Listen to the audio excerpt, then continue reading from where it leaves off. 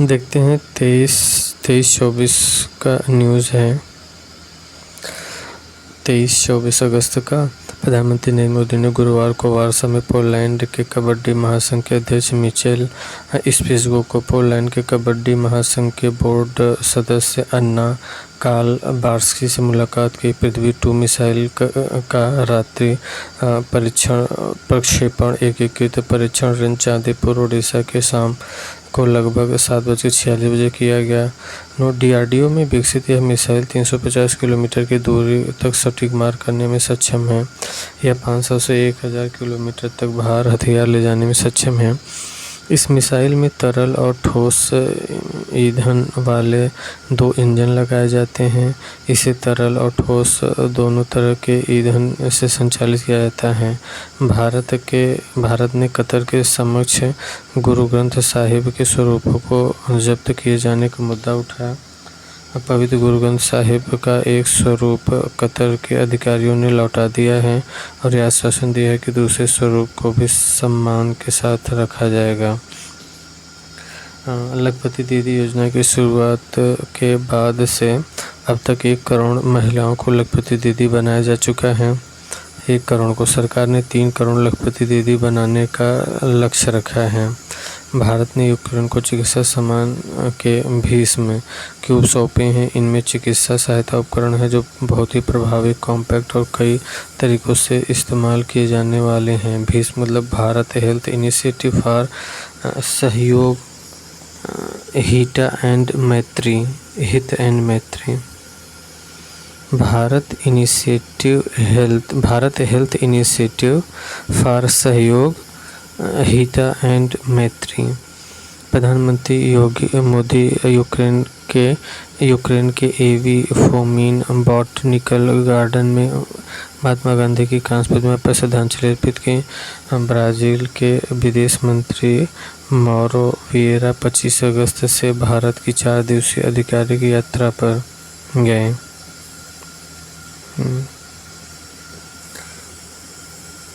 Brazil के विदेश मंत्री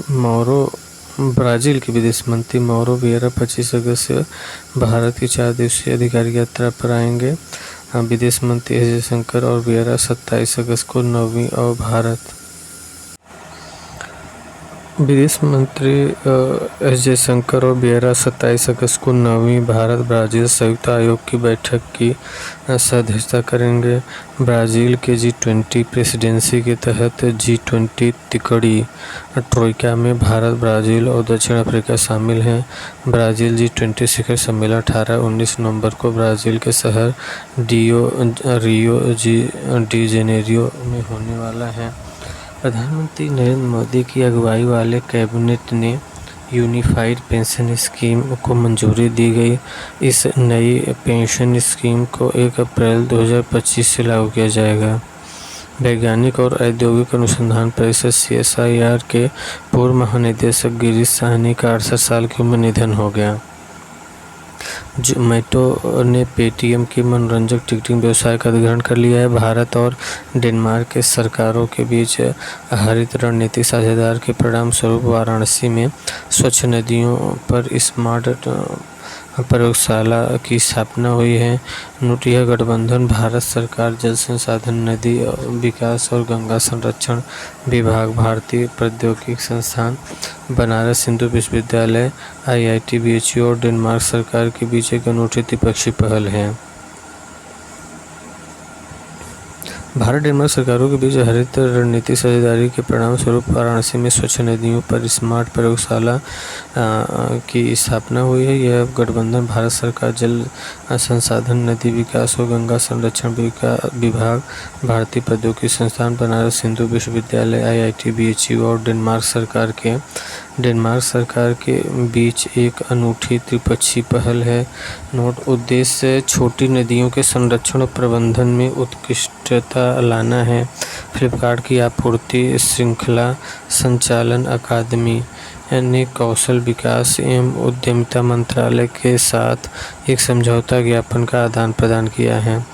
इसका उद्देश्य पूरे भारत में रोजगार पाने योग्य हजारों युवाओं को कौशल युक्त बनाना है।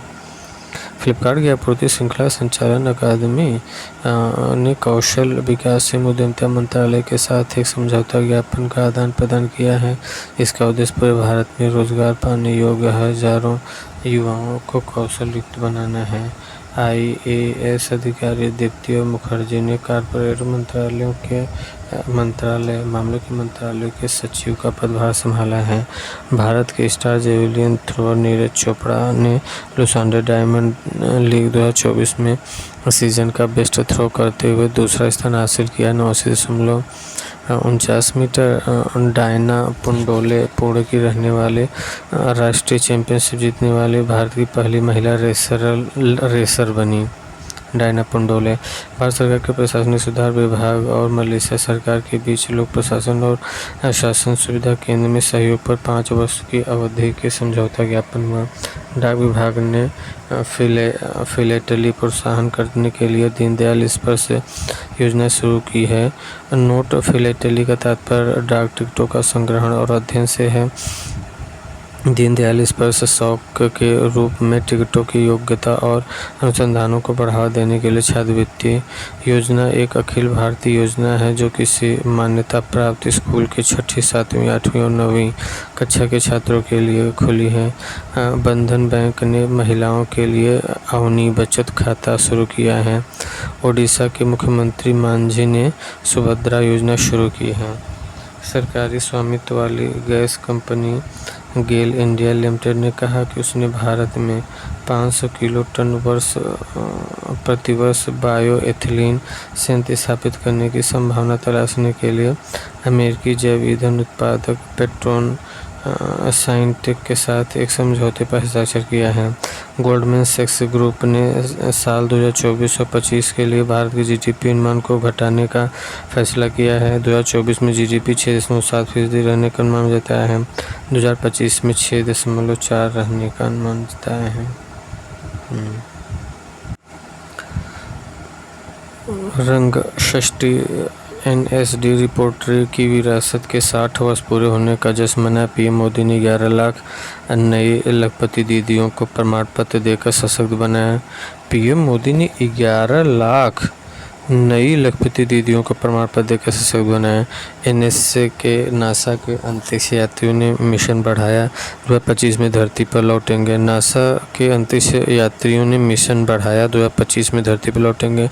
बांग्लादेश ने पाकिस्तानियों पर ऐतिहासिक टेस्ट जीत के साथ इतिहास रचा। बांग्लादेश ने पाकिस्तान पर ऐतिहासिक टेस्ट जीत के साथ इतिहास रचा।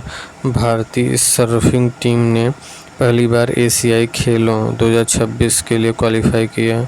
भारतीय सर्फिंग टीम ने पहली बार एशियाई खेलों 2026 से क्वालिफाई किया। आरंगुटन अनोखी विशेषता पेड़ पर रहने वाले सबसे बड़े स्तनधारी वितरण सुमात्रा इंडोनेशिया और बोर्नियो मलेशिया में पाए जाते हैं। ये सब जीवन 50 वर्ष तक जीते हैं। विनीत फोगाट ने श्रद्धांजलि और शुभकामनाओं के साथ मनाया जन्मदिन। अच्छा, रंग षष्ठी NSD रिपोर्टरी विरासत के 60 वर्षों का जश्न रंग षष्ठी का। PM मोदी 11 लाख नए लखपति दीदियों को प्रमाण पत्र देकर सशक्त बनाया।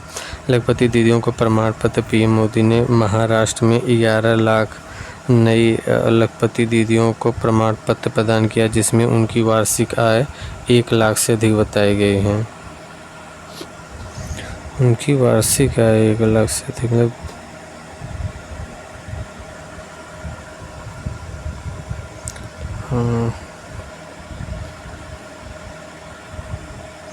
वार्षिक आय 1 लाख से अधिक 12,98 मतलब 8,000 से ऊपर लगभग मंथली। ठीक है, जो कुछ नहीं कमाती थी 8,000 उनके लिए बहुत है। वित्तीय सहायता उन्होंने SHG सदस्यों को लाभ पहुंचाने के लिए 2,500 करोड़ का सामुदायिक निवेश कोष और 5,000 करोड़ का बैंक ऋण प्लान किया। राष्ट्रव्यापी वर्चुअल भागीदारी इस कार्यक्रम में 34 राज्यों और केंद्र शासित प्रदेशों में 30,000 स्थानों को जोड़ा गया। नासा के अंतरिक्ष यात्री मिशन का विस्तार करेंगे। 2025 में पृथ्वी पर लौटेंगे। नासा के अंतरिक्ष यात्री मिशन का विस्तार करेंगे, 2025 में लौटेंगे। बांग्लादेश ने पाकिस्तान पर ऐतिहासिक टेस्ट के साथ इतिहास रचा। बांग्लादेश पाकिस्तान के खिलाफ 3 मैचों में सीधे असाधारण कौशल प्रदर्शन करते हुए बल्ले और गेंद दोनों से पाकिस्तान जीत गया। ये जीत अंतर्राष्ट्रीय क्रिकेट में बांग्लादेश की बढ़ती ताकत दर्शाती है, बल्कि भविष्य की प्रतियोगिता। भारतीय सर्फिंग टीम ने पहली बार 2026 एशियाई खेलों के लिए क्वालिफाइंग किया। तन्वी पत्री ने एशिया जूनियर चैंपियनशिप में अंडर-15 बालिका वर्ग का खिताब जीता।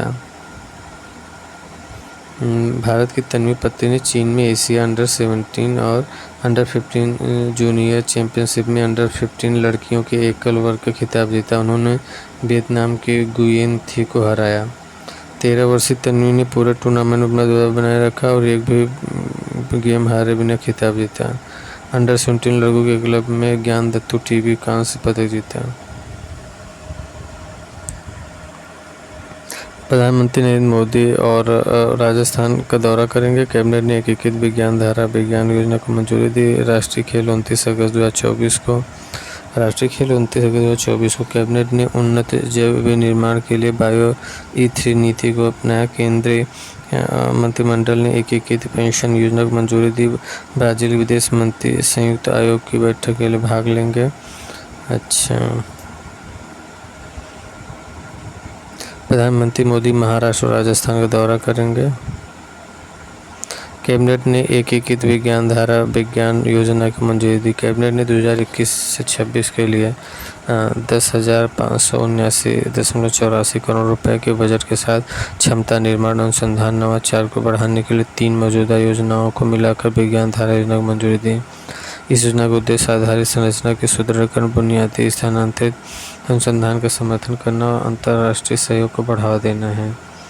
राष्ट्रीय खेल दिवस 29 अगस्त 2024 को कैबिनेट ने उन्नत जैव निर्माण के लिए बायो E3 नीति मंजूरी दी।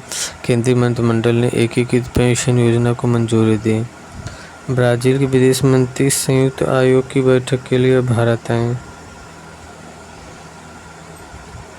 INS मुंबई 3 दिवसीय यात्रा पर कोलंबो पहुंचेगा।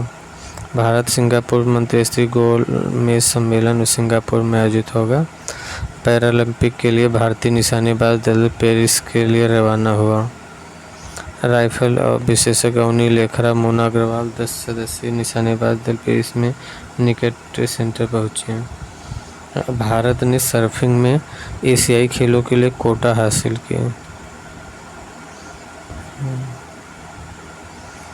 तमिलनाडु में वैश्विक मुथामिज मुरुगन सम्मेलन आयोजित हुआ। तमिलनाडु में वैश्विक मुथामिज मुरुगन सम्मेलन आयोजित हुआ।